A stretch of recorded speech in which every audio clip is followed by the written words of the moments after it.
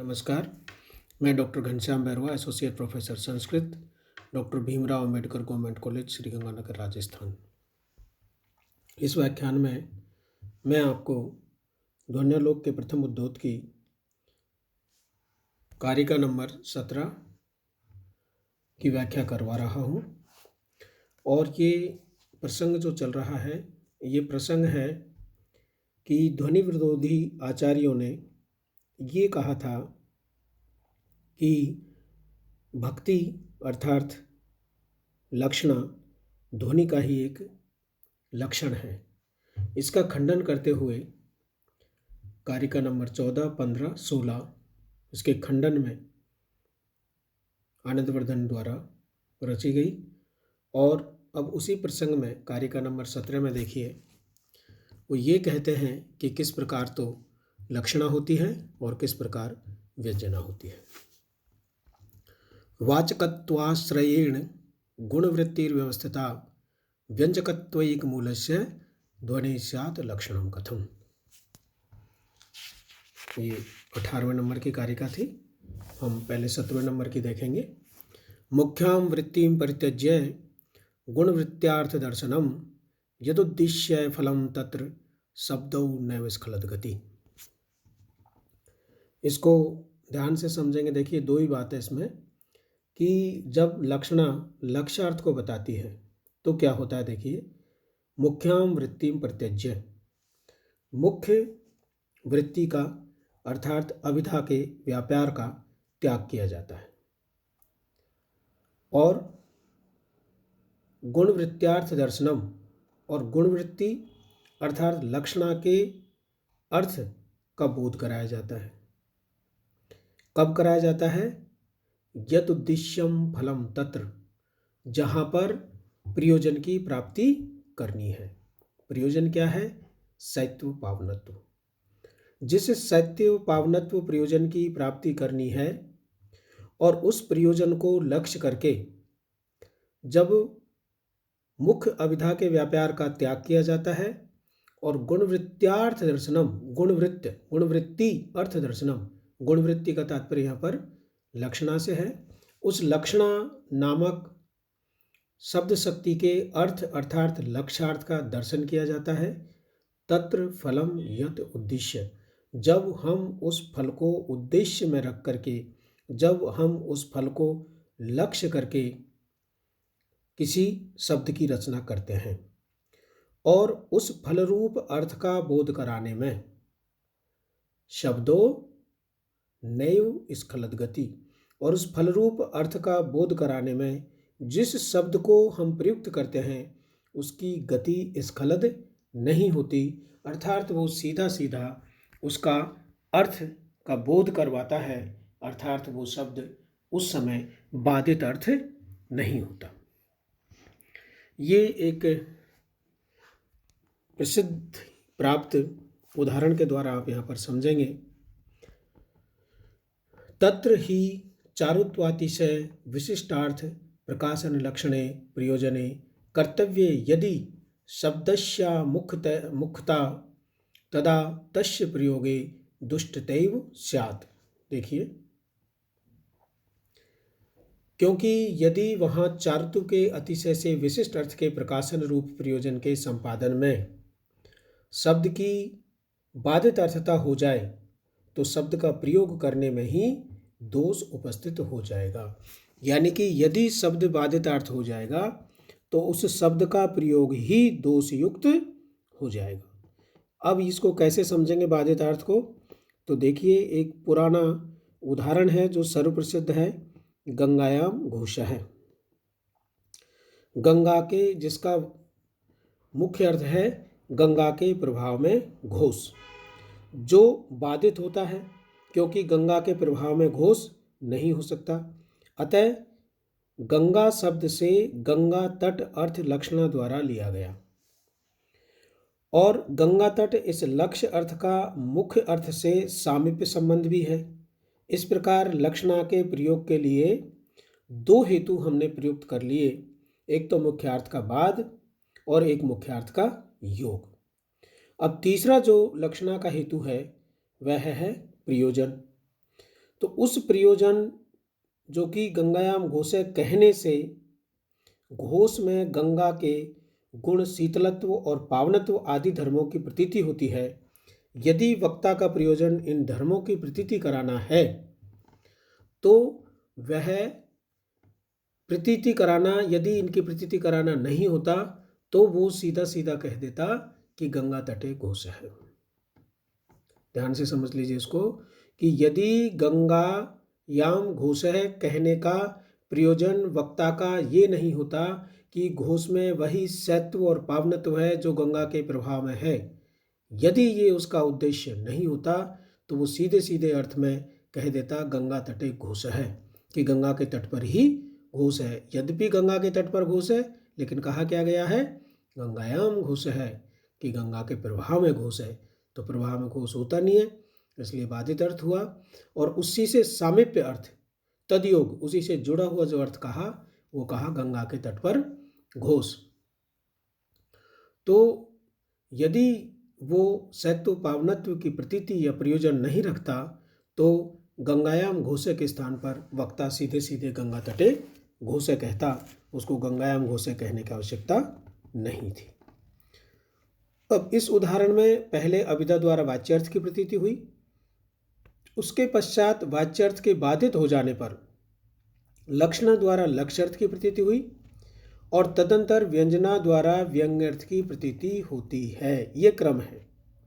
यहाँ व्यंजना की अनिवार्यता के विषय में जो लक्षणावादी आचार्य है उन्होंने विवाद उपस्थित किया और उनका विवाद ये रहा कि जो प्रयोजन रूप व्यंग अर्थ की प्रतीति आप अर्थात अलंकारिक, अलंकारिकों को आप कहा है, आप अर्थात अलंकारिक व्यंजना के द्वारा मानते हैं, उस प्रयोजन रूप व्यंग के अर्थ की प्रतीति तो लक्षणा द्वारा ही हो जाएगी। उसके लिए व्यंजना वृत्ति को अलग से मानने की आवश्यकता नहीं है। तो इस विवाद का समाधान करते हुए आनंदवर्धन कहते हैं, जो कि इस कारिका में अर्थ में सीधा सीधा आ रहा है, उन्होंने कहा है कि लक्षणा का प्रयोग वही होता है जहां अर्थ की प्रतीति बाधित हो जाए, अर्थात शब्द स्खलित गति हो जाए। और शब्दों नैव स्खलित गति, कारिका में देखिए यहाँ पर शब्द की गति स्खलित नहीं है, अर्थात गंगायाम घोष जो शब्द है वो गंगा के प्रभाव में घोष, यहाँ पर अभिधा के लेकर के तो वाच्यार्थ बाधित हुआ है, तो यहाँ तो वो स्खलित गति है, लेकिन वो प्रयोजन अर्थात सत्व पावनत्व को बताने में वह शब्द बाधितार्थ नहीं है, अर्थात स्खलित गति नहीं है। या गंगा तटे घोष है कहने में वो स्खलित गति नहीं है, उसी प्रकार से गंगायाम घोष जो शब्द है वो गंगा के प्रभाव में जो सत्व और पावनत्व है वही गंगा के तट पर बने हुए घोष में भी है, इस अर्थ को बताने में वो बाधित अर्थ नहीं है। प्रयोजन की प्रतीति होने से किसी प्रकार की बाधकता नहीं है, अर्थात यह लक्षणा का विषय नहीं है। लक्षणा का विषय वही होगा जहाँ पर दो मूल रूप से हेतु उन्होंने प्रथम हेतु बताए हैं कि पहला तो वो शब्द बाधित अर्थ होगा, स्खलित गति शब्द होगा, उसकी गति रुकेगी, उसका अर्थ बाधित होगा, और दूसरा होगा उसी से जुड़ा हुआ, उसी से संपृक्त दूसरा कोई अर्थ। जबकि यहाँ पर गंगायाम घोष है ये शब्द सत्व और पावनत्व के प्रकाट्य में कोई स्खलित गति नहीं है। और इस प्रकार लक्षणा मूल व्यंग अर्थ की प्रतीति में लक्षणा व्यापार को न मानकर व्यंजना व्यापार को स्वीकार करना ही होगा। लक्षणा मूल व्यंग अर्थ की प्रतीति में, यहाँ पर व्यंग अर्थ तो है लेकिन यहाँ पर लक्षणा मूला है, इसीलिए व्यंजना के दो भेद भी मम्मट ने किए हैं, अभिधा मूला और लक्षणा मूला।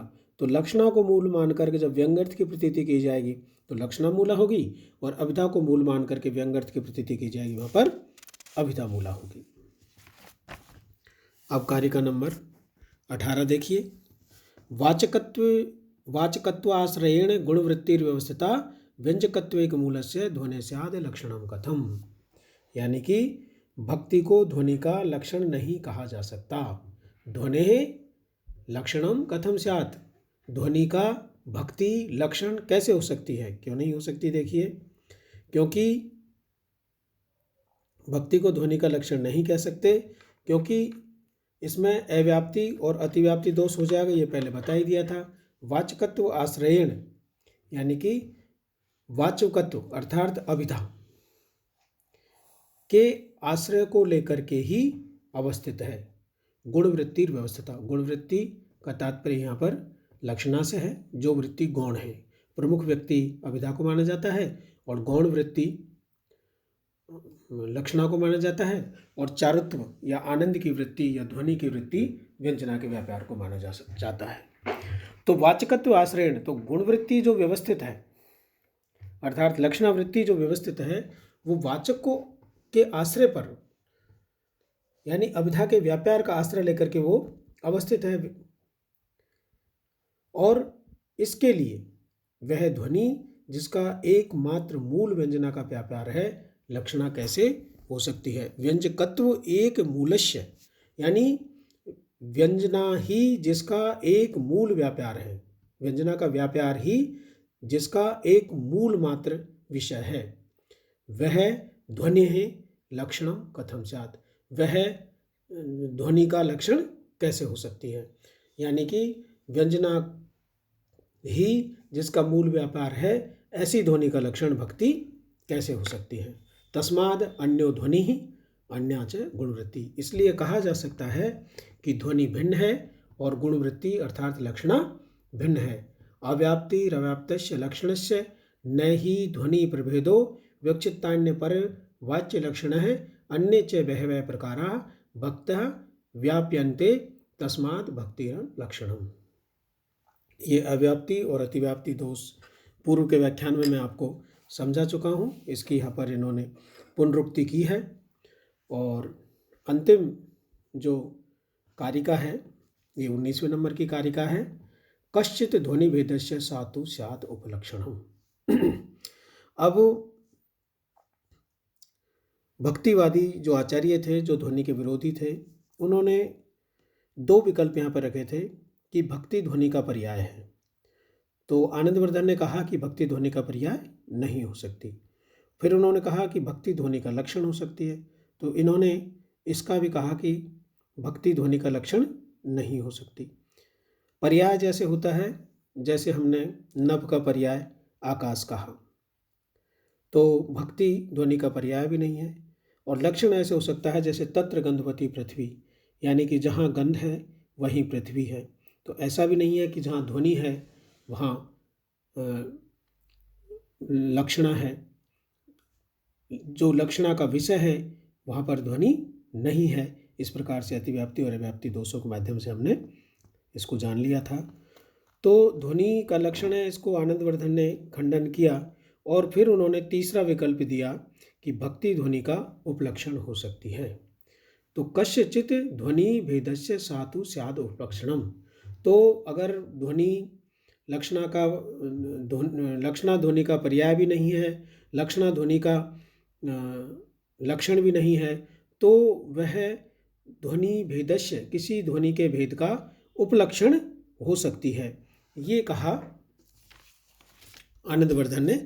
और ये कहा कि यदि आप इसका पहले लक्षण मानते थे, लक्षण ने अन्य कृते, यदि आपने पहले इसका लक्षण स्वीकार कर लिया था या मान लिया था, किसका लक्षण, कि ध्वनि का, कि आप बार बार ये कह रहे हैं कि वो ध्वनि जो है उसका ही